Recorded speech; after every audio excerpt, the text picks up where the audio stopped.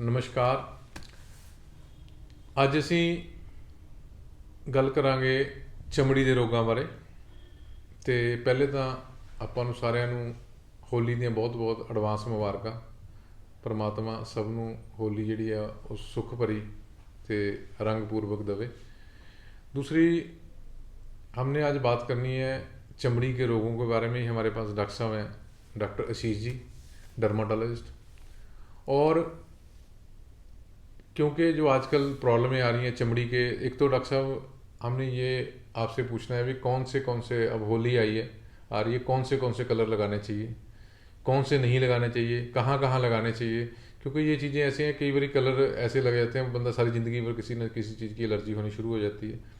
दूसरा हमने जैसे आजकल फंगल इन्फेक्शन होती है, जैसे जिसको ददियाँ बोलते हैं, दाद बोलते हैं, गोल गोल जांघों में बन जाते हैं, राह यहाँ पे बन जाते हैं, उनके लिए क्या क्या ध्यान रखना चाहिए। पहले तो हम होली के लिए जरूरी भाई कौन से कलर लगाने चाहिए हमें जी सर, जो हार्मफुल ना हो, मतलब जिससे पेशेंट को कोई नुकसान ना हो। जी सर, होली में जो भी आप रंग लगाएं, हल्के रंग लगाएं, डार्क कलर्स कभी भी इस्तेमाल ना करें। ठीक है सर। पहली चीज़, जब भी आप घर से निकलें बालों में तेल लगाएं, एक सर चेहरे पे अच्छा सा मॉइस्चराइजर लगाएं, ताकि कोई भी होली का रंग जो है वो डायरेक्टली आपके स्किन के कंटैक्ट में ना आए। ठीक है सर। जब भी हम तेल लगाते हैं या मॉइस्चराइजर लगाते हैं तो ये आपको एक प्रोटेक्टिव कवरिंग की तरह काम करता है।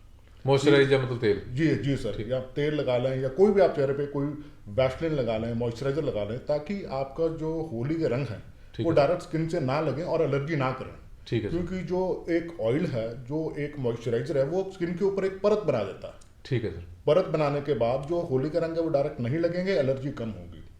दूसरी चीज़ है, कभी भी आप गीले रंग से साथ होली कम खेलें, क्योंकि जो गीले रंग है वो स्किन के कंटैक्ट में बहुत लंबे टाइम तक रहता है। ठीक है। तो उससे एलर्जी के चांसेस बहुत बढ़ जाते हैं। आप सूखे रंगों से होली खेलिए, हल्के रंगों से होली खेलिए, और तुरंत घर जाके अपना उसको एक वॉश कर लीजिए। पहले सादे पानी से वॉश करेंगे, उसके बाद साबुन से वॉश करेंगे, ताकि जो केमिकल्स हैं वो आपके शरीर से या आपके चेहरे से जहाँ भी रंग लगा है वो निकल जाए। ठीक है जी सर। और उसके बाद फिर से आप उसको मॉइस्चराइज करेंगे या तेल लगाएंगे, ताकि आपकी स्किन जो ड्राई हुई है होली के रंगों की वजह से या कोई छोटा मोटा रिएक्शन हुआ हो, वो स्मूथन हो जाए। ठीक है, वो चला जाए। हाँ, क्योंकि ये बहुत बड़ी बात है भी, जैसे ऑयल लगाना, जैसे क्रीम लगाना, या मतलब कि मॉइस्चराइज लगाना या वैसलीन लगाना। जी सर, क्योंकि बिल्कुल सही बात है, उससे मतलब ये प्रॉब्लम है जो मतलब मतलब कोई पेशेंट नहीं बनेगा, अपने आप ठीक हो जाएंगे जैसे कलर लगाए भी है ना। हाँ। जी सर। और सूखे रंग लगाए है ना, सूखे रंग लगाने से, क्योंकि जो गीले रंग हैं वो बहुत टाइम तक हमारे स्किन के साथ कपड़ों की वजह से लगे रहते हैं, जिसकी वजह से एलर्जी के चांसेस और बढ़ जाते हैं। ठीक है सर। जी सर, क्योंकि हमारी स्किन भी सेंसिटिव होती है। जी।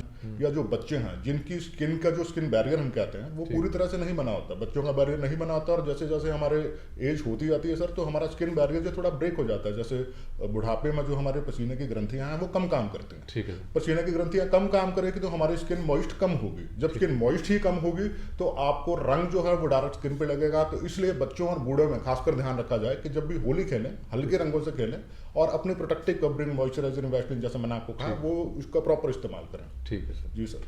दूसरा नंबर डॉक्टर साहब, जो आजकल जो प्रॉब्लम आती है, जैसे दाद भी बोलते हैं, फंगल इन्फेक्शन भी बोलते हैं, उसको कोई टीनिया भी बोलते हैं ना। जी सर। वो मतलब कि इतने लोग परेशान होते हैं, हमें तभी आपको फिर अभी डॉक्टर साहब को स्किन के लिए लेके आए हमारे हॉस्पिटल में भी। ये जो कमी थी, इलाके में कमी थी, मैं क्योंकि बाकी जगह भी है स्किन के डॉक्टर, वो अच्छी बात है। हमें क्या होता है भी, जो प्रॉब्लम है ना, पेशेंट को स्टीरॉयड लेता रहता है, स्टीरॉयड लगाता रहता है। बिल्कुल सर। कोई कोट्राइमाजोल के साथ कोई विक्लोमेथासन, बिल्कुल सर, कोई फ्लूकोटासन, मतलब कोई ना कोई मतलब फ्लूटेसन, मतलब कुछ ना कोई लगाते रहते हैं स्टीरॉयड, है ना। बेसिकली क्या होता है भी वो उससे फिर हो जाती है ठीक पेशेंट के फिर दोबारा प्रॉब्लम आ जाती है। वो इतने दुखी हो जाते हैं, धीरे धीरे घर में सबको होनी शुरू हो जाती है। बिल्कुल सर। ठीक है ना। बेसिकली उनके लिए क्या क्या ध्यान रखना चाहिए, कौन सी ट्रीटमेंट है जो घर पे कर लें, कौन सी ट्रीटमेंट के लिए उसको हॉस्पिटल जाना चाहिए। जी सर, ये आपको रिक्वेस्ट है, ये जरूर बताएं। सर पहली चीज़ तो जो फंगल इन्फेक्शन है, हम इसको रिंग वॉर्म भी बोलते हैं, लेकिन ये कोई वॉर्म या कीड़े की वजह से नहीं होती है। ये एक सिंपली एक फंगस है जिसको हम सुपरफिशियल फंगल इन्फेक्शन बोलते हैं। ठीक है सर। ठीक है। ये हर जगह पे अलग अलग हो सकती है। जैसे सिर पे होती है तो हम उसको टीनिया कैपिटस बोलते हैं, हाथों पे होती है तो उसको हम टीनिया मैनम बोलते हैं, ग्रॉइंस पे होती है जो जांघों में हम बोलते हैं सर, उसको टीनिया क्रूरिश बोलते हैं। ऐसे हर किसी पार्ट पे हो सकती है। ठीक है सर। पहली चीज़ तो हमारे आजकल के टाइम में प्रॉब्लम ये आ रही है कि आजकल की युवा पीढ़ी है, जो न्यू जनरेशन है सर, वो टाइट जीन्स, ठीक है सर, टाइट जीन्स पहनेंगी और गर्म एनवायरनमेंट में काम करती है, पसीना बहुत आता है सर। ठीक है सर। दूसरी चीज ये है कि ये स्किन टू स्किन कंटैक्ट से होती है। ठीक है सर। अगर ऑलरेडी किसी को है, आपके साथ स्किन टू स्किन कंटैक्ट हुआ या आपने उसका टॉवल यूज कर लिया, तो सर ये होने के चांसेस पूरे होते हैं। या कहीं और फंगल इन्फेक्शन है, आपने वहां पे हाथ लगाया, फिर और दूसरी जगह पे हाथ लगाया, तो वो वहां पे भी हो सकती है। जी सर। दूसरी चीज ये है कि जब भी फंगल इन्फेक्शन होती है, आप अपने आप से दवाई ना लें, ऑन द काउंटर ड्रग्स ना लें, एक डर्मेटोलॉजिस्ट से कंसल्ट करें और उनकी परामर्श के साथ ही आप दवाइयाँ यूज करें।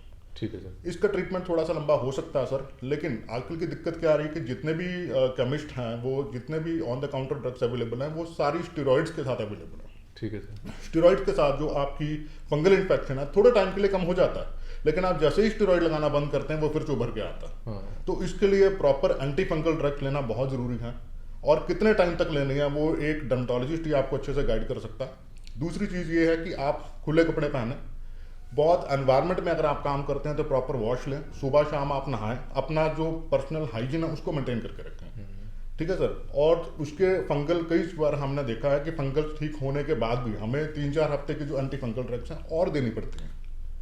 ठीक है सर। और उसके साथ ट्यूब लगाना है। हाँ, घर में इतना कर सकते हैं, बहुत खुजली है सर तो एक सेट्रिजिन की एक सिंपल सी गोली आती है, वो आप रात को खा लें, और अगले जब भी आपको वक्त मिले तो आप एक डर्मेटोलॉजिस्ट को जरूर दिखाएं, क्योंकि वो आपको सही गाइड करेगा, एंटी फंगल क्रीम देगा, एंटी फंगल टैबलेट्स देगा।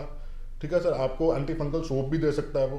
बट ये कि आपको, छोटे बच्चे हैं उनसे बचना है, जल्दी से जल्दी डर्मेटोलॉजिस्ट को दिखाना है, ट्रीटमेंट शुरू करना है, ताकि वो पूरे परिवार में ना फैले। क्योंकि जो स्टीरॉइड लगाते हैं उनसे कलर भी स्किन का मतलब चेंज हो जाता है बाकी स्किन से ना। जी सर। हाँ, ये जो स्टेरॉइड लंबे तक से लगाया जाता है, पहली चीज तो उससे फंगस थोड़े टाइम के लिए दब जाती है। दूसरी चीज ये, आप लंबे टाइम तक उसको यूज करेंगे तो आप इसको स्ट्राई डिस्टेंसी, हम लोग स्ट्राई बोलते हैं, जो जैसे हमारे जैसे स्ट्राई पड़ते हैं, जैसे चमड़ी फटने के निशान पड़ते हैं सर, ये वैसे निशान पड़ते हैं। चमड़ी पतली हो जाती है, आप जब धूप में जाएंगे तो वो चमड़ी लाल हो जाएगी, खासकर चेहरे पे। ठीक है सर। और जैसे ही आप स्टेरॉइड छोड़ेंगे उसमें बहुत ज़्यादा इचिंग होनी शुरू हो जाएगी, बर्निंग होनी शुरू हो जाएगी सर, चमड़ी पतली हो जाएगी। ये लॉन्ग टर्म के साइड इफेक्ट्स हो जाएंगे। आप कुछ भी इस्तेमाल करने से पहले आपको जलन होने लगेगी। ठीक है सर। आपकी चमड़ी जब पतली होती है तो आप कोई भी चीज़ जो आप रूटीनली यूज़ करते हैं वो अच्छे से यूज़ नहीं कर पाएंगे। ठीक है सर। क्योंकि इन चीज़ों का स्पेशली डर्मेटोलॉजिस्ट को जाना ही पड़ेगा, ऐसे नहीं भी घर बैठे इलाज हो जाए। बिल्कुल सर। जी जी। ठीक है। मुझे ऐसे था भी हम लोगों को ये भी बताएं कि घर बैठे इलाज हो जाएगा। नहीं सर, नहीं। आप जहां भी, मैंने जैसा पहले कहा कि अगर आप किसी केमिस्ट के पास जाते हैं या ऑन द काउंटर ड्रग लेते हैं, वो आपको स्टेरॉइड ही देंगे, क्योंकि उनके लिए एक कॉम्बिनेशन होता है जिसमें anti fungal plus steroid plus antibacterial, वो सारी क्रीमें होती हैं, वो जो भी आता है उनको वही दवाई देते हैं। और हम लोग थोड़ा सा ठीक होते हैं तो हमें लगता है दवाई बहुत अच्छी है, हम उसको कंटिन्यूसली यूज करते रहते हैं, आगे जाके हमें स्किन को और दिक्कत हो जाती है, चमड़ी पतली हो जाएगी, जैसे मैंने पहले बताया। उसके साइड इफेक्ट बहुत है सर। अगर आप 4 से 6 हफ्ते के ऊपर इसका इस्तेमाल करते हैं तो आपकी स्किन जो है वो पतली होगी और वो चेंजेस दिखाना शुरू कर देगी, कि मैं मतलब वो चीज़ डैमेज ही हो जाएगी अल्टीमेटली। ठीक है जी सर। क्योंकि इन चीज़ों का हमें ध्यान रखना चाहिए। बिल्कुल सर। एक तो टाइट जीन नहीं डालना। हाँ सर, टाइट कपड़े ना पहने। टाइट कपड़े ना पहने। टाइट कपड़े ना पहने सर। अगर आप बहुत ही ह्यूमिड और डैम्प एनवायरनमेंट में काम करते हैं जहाँ बहुत उमस है, तो आप उसको अपने पर्सनल हाइजीन को जरूर मेंटेन करें। ठीक है सर। ठीक है। थोड़े अपने कपड़े लूज पहने। ठीक है। अपना प्रॉपर हाइजीन सुबह शाम, जैसे मैंने पहले बताया कि सर सुबह शाम नहाना ही नहाना है। और हाँ, उसके पहले एंटी फंगल का साथ में ट्रीटमेंट हो तो ही सर असर आ पाएगा। खाली हमें सिर्फ हम प्रिकॉशंस लेंगे तो उससे पूरा नहीं हो पाएगा सर।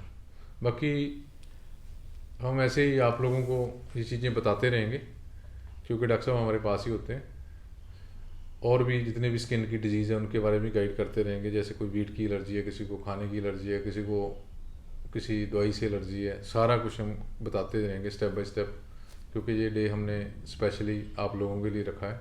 जितना भी ज़्यादा से ज़्यादा हो सकता करेंगे। दूसरा, डॉक्टर साहब ने बताया भी अपने कपड़े अलग से रखें।